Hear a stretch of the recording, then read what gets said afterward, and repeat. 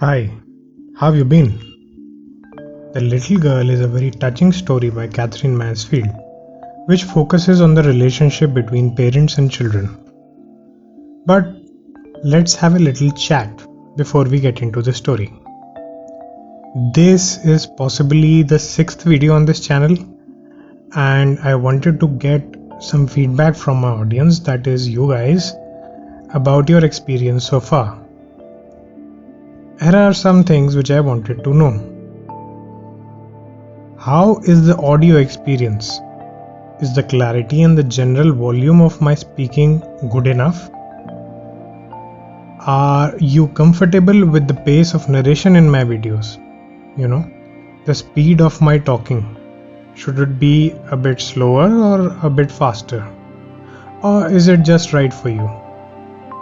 Is the text and formatting clean enough so that it is readable? Or any other suggestions that you may have? Tell me everything in the comments. End of chat. Let's begin. Catherine Mansfield Murray was a prominent New Zealand short story writer and poet who was born and brought up in colonial New England and wrote under the pen name of Catherine Mansfield.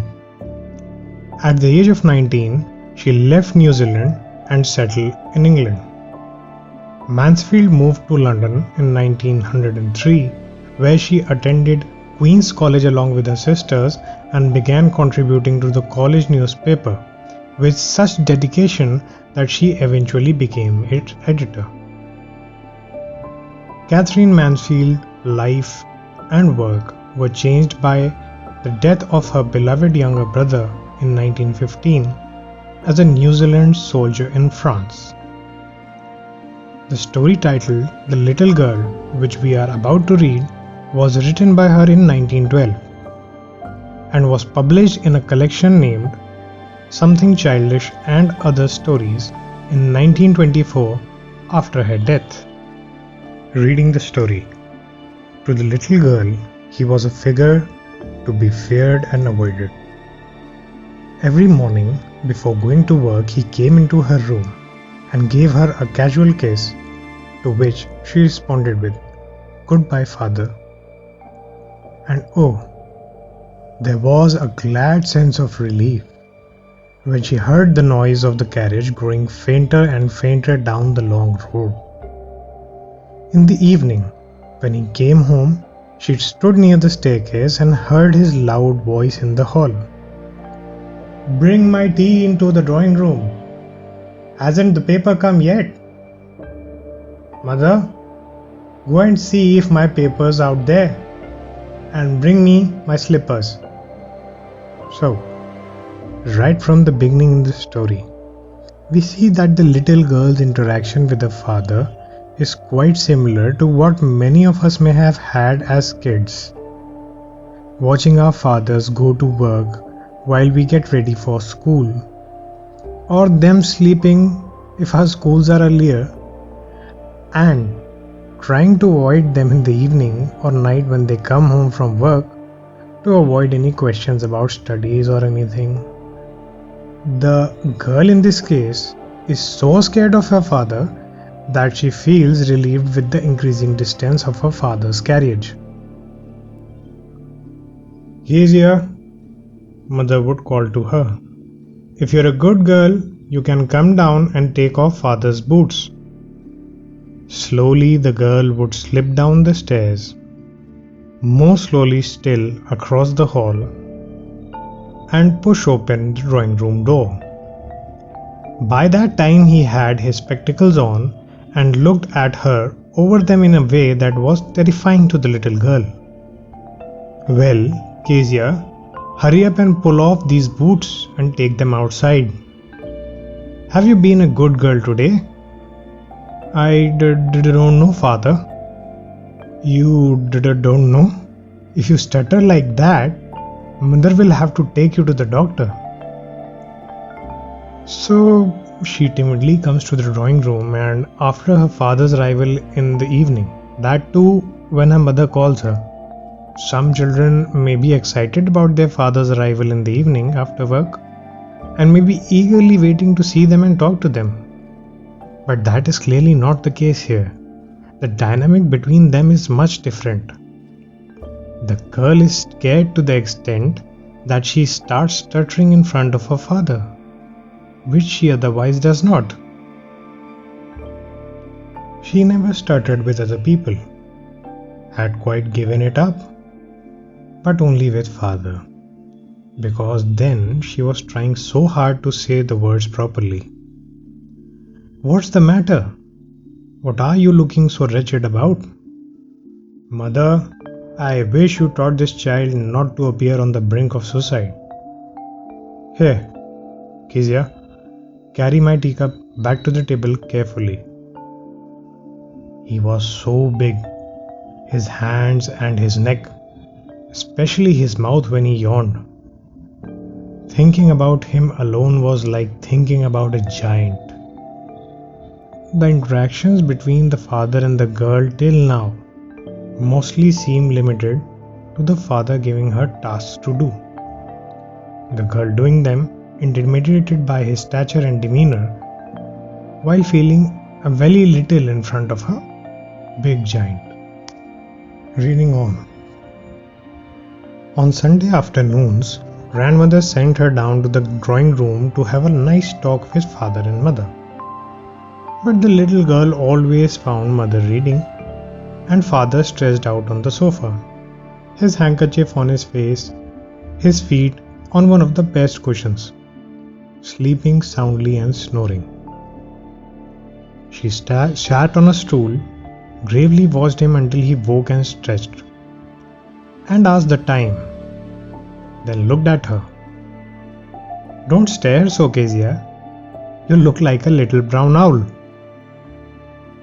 One day, when she was kept indoors with a cold, her grandmother told her that father's birthday was next week and suggested she should make him a pincushion for a gift out of a beautiful piece of yellow silk. And now we come to know that there are 4 family members: the little girl, her mother, her father, and her grandmother. Even when encouraged by her grandmother to talk to her parents, she finds father sleeping and the mother occupied with reading. The father tries to make some fun banter with her when she wakes up, telling her she is looking like a little brown owl, but no conversation follows. Finally, she is suggested by her grandmother to make the pincushion as a gift for her father's birthday. Little does she know what that will lead to. Laboriously with a double cotton, the little girl stitched 3 sides. But what to fill it with? That was the question.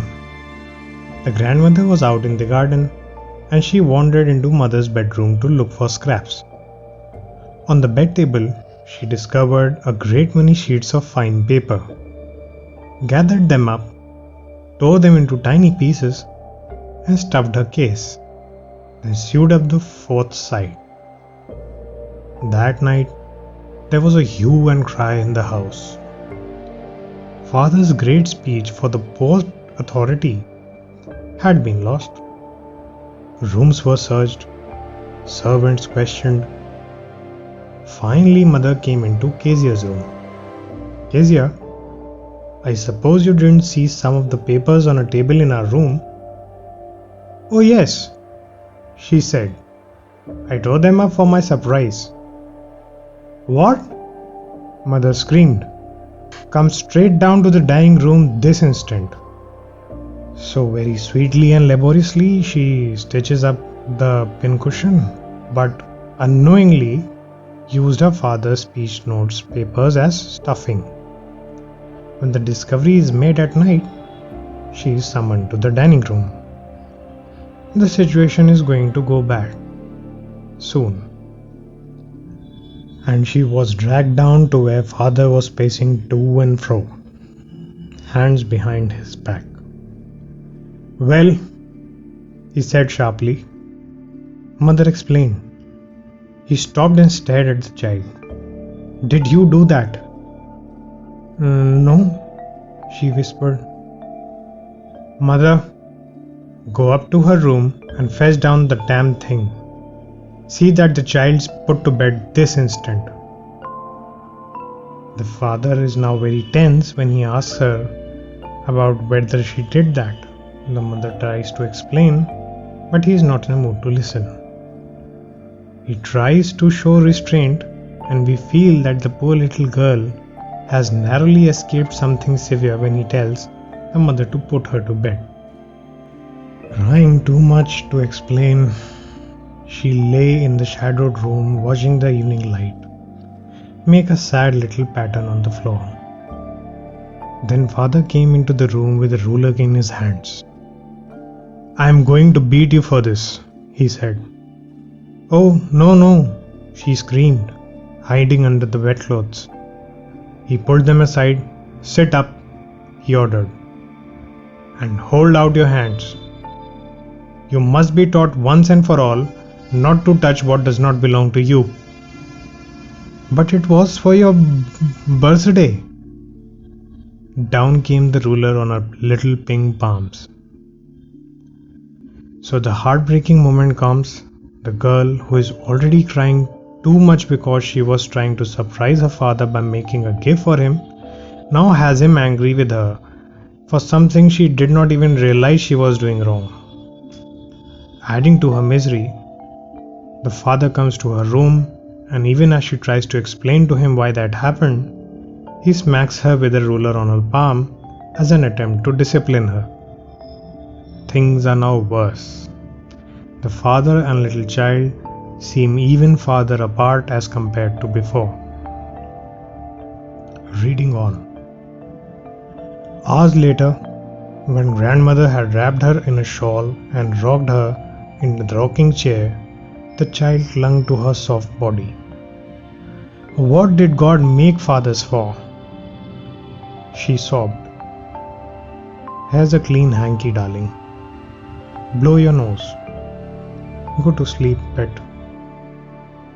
You'll forget all about it in the morning." I tried to explain to father, but he was too upset to listen tonight. But the child never forgot. Next time she saw him, she quickly put both hands behind her back, and a red color flew into her cheeks. The girl is so angry and disappointed with her father that she asks her grandmother why God even made fathers when she is being comforted by her. Grandma tells her to go to sleep and that she'll forget everything in the morning, but she doesn't. Children don't forget things that easily. I vividly remember certain things from my childhood. Do you? Tell me about any childhood interaction with your mother or father that you remember. Be it a happy or a sad one. The comment section is waiting for you. Reading on. The McDonald's lived next door. They had 5 children. Looking through a gap in the fence, the little girl saw them playing tag in the evening. The father with the baby, Mao, on his shoulders, 2 little girls hanging onto his coat pockets, ran around and round the flower beds, shaking with laughter. Once she saw the boys turn the hose on him, and he tried to catch them laughing all the time. Then it was she decided that there were different sorts of fathers. Suddenly, one day, mother became ill, and she and grandmother went to the hospital. The little girl was left alone in the house with Alice, the cook. That was all right in the daytime, but while Alice was putting her to bed, she suddenly grew afraid. So the girl's views on fathers seemed to be changing now. Earlier she had asked her grandmother, why did God make fathers? But now, after observing the father from the McDonald's family, she sees that all fathers are not necessarily strict, cold and distant. She sees the children playing and having fun with their father and realizes that fathers can be of different types. Finally, in a sudden twist, the mother becomes ill and the little girl finds herself afraid and alone at night in the house. with Alice, the cook. Reading on. "What I'll do if I have a nightmare?" she asked. "I often have nightmares and then Granny takes me into her bed. I can't stay in the dark, it all gets whispery." "You just go to sleep, child," said Alice, pulling off her socks. "And don't you scream and wake your poor pa." But the same old nightmare came.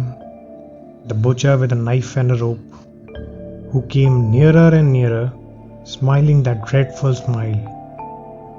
While she could not move and could only stand still, crying out, "Grandma! Grandma!" She woke shivering to see her father beside her bed, a candle in his hand. "What's the matter?" he said. The poor girl is afraid that she will have the same nightmare she always has. And she does. But she does not have her grandma around to comfort her. When she wakes up in horror, she finds her father beside her bed holding a candle. "Oh, a butcher, a knife, I want Granny." He blew out the candle, bent down and caught up the child in his arms, carrying her along the passage to the big bedroom. A newspaper was on the bed. He put away the paper, then carefully tucked up the child. He lay down beside her, half asleep still with the butcher's smile all about her it seemed. She crept close to him, snuggled her head under his arm, held tightly to his shirt. Then the dark did not matter. She lay still. "Here, rub your feet against my legs and get them warm," said father. This is possibly the first time in the girl's life that she sees a completely different side of her father. He blows out the candle and carries his little baby girl to tuck her up in the big bedroom and lay beside her so that she feels safe and secure. She is still half dreaming about the dreaded butcher's smile, but when he snuggles beside her father, she is no longer afraid of the dark. Tired out, he slept before the little girl. A funny feeling came over her. Poor father, not so big after all, and with no one to look after him. He was harder than grandmother, but it was a nice hardness. And every day he had to work and was too tired to be a Mr. McDonald. She had torn up all his beautiful writing. She stirred and suddenly sighed. "What's the matter?" asked her father. "Another dream?" "Oh," said the little girl, "my head's on your heart. I can hear it going. What a big heart you've got, father dear." So, in the last paragraph of the story, we find the little girl thinking that her father is not as strict or huge as he seems. He's too small, as in he has no one to look after him. She finds comfort in his hardness. This could also be a way of the writer telling us that she is realizing that her father is not as bad from the inside as he seems from the outside. She regrets tearing his speech, realizing that he may be too exhausted from the work every day to be like Mr. McDonald. Maybe little Kezia is starting to understand why God made fathers. Maybe they have big hearts too. What a beautiful story. Thanks for listening. This was a long one. Hope you enjoyed it. If you did, please subscribe, like, and hit the bell. If you really like my videos, do hit the bell so that you are notified every time I upload. That's Researcher signing off.